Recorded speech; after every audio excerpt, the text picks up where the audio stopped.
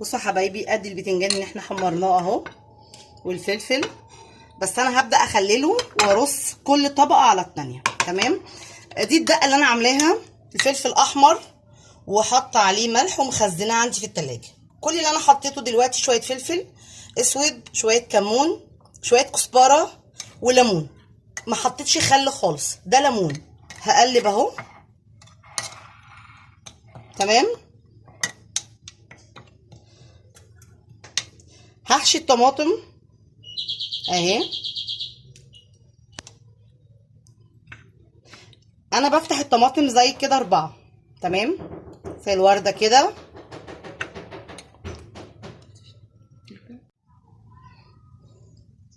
اهو. تحشي 4 من هنا ومن هنا. تمام. واقفل. البتنجان بقى انا باجي عليه كده، انا مش بحط واحده واحده، انا بديله زي رشه كده اهو. تمام. بحاول ارصصه فوق بعضه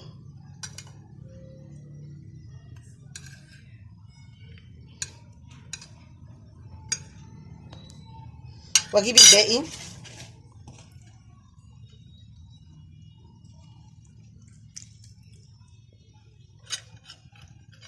اهو.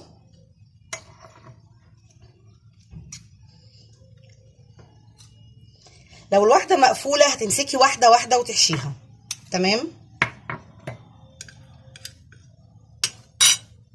خلص الكميه وينجلكم. بس يا حبايبي انا كده خلاص اهو خلصته.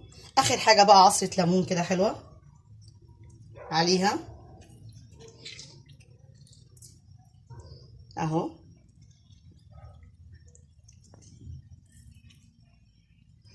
بصوا الليمون بصراحه هو اللي هيخلي البتنجان طعمه حلو. الطماطم انا خلصتها، وادي البتنجان والفلفل. اي بذر اي حاجه طبعا شروط تخلصوا منه اهو.